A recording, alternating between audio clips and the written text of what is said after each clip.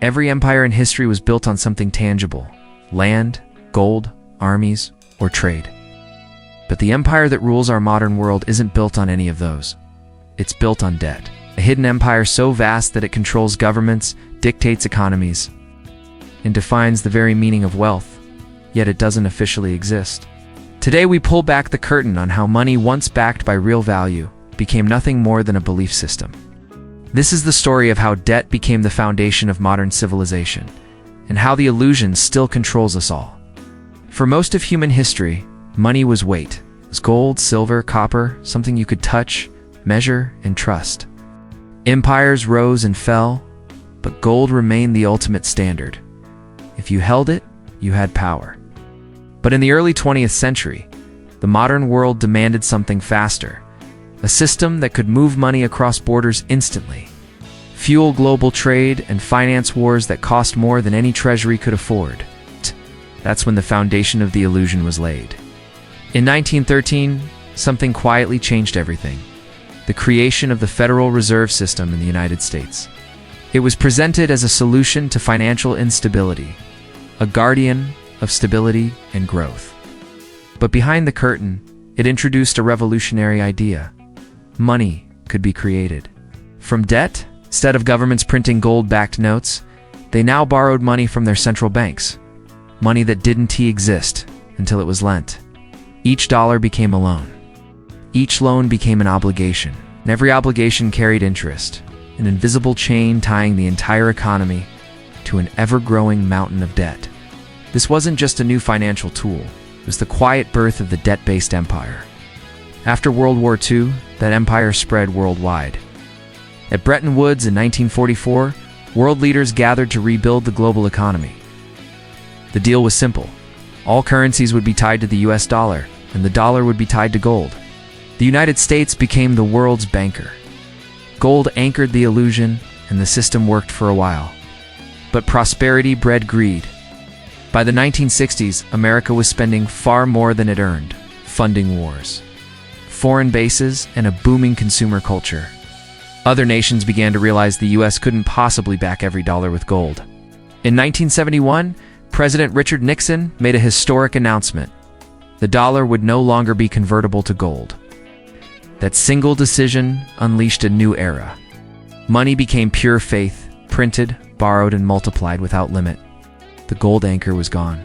The illusion was complete.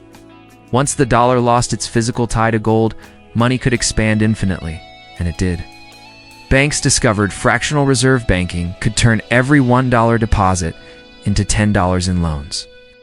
Governments learned that borrowing created the illusion of growth, and corporations mastered the art of leveraging debt to build empires overnight. For decades, it seemed unstoppable. Stock markets soared, home values skyrocketed, and nations paraded record GDP numbers. But behind the glitter, the foundation was hollow. In 2008, the illusion cracked. The global financial crisis revealed how fragile the empire truly was. Trillions in imaginary wealth vanished overnight. The response? Print more money? Borrow more? Bail out the very system that caused it. It was like giving more drugs to an addict already on the edge. The solution to every crisis became the same. Create more debt. They called it quantitative easing. They called it stimulus. They called it recovery. But in truth, the global economy had become addicted. By 2020, the pandemic exposed the full dependence of the system. Central banks printed over $10 trillion in just months. Governments worldwide borrowed beyond imagination. And yet, the world didn't grow richer. It only grew heavier with debt. Today, global debt has surpassed $315 trillion, more than 3 times the value of everything produced on Earth in a year. Debt is no longer a problem to fix.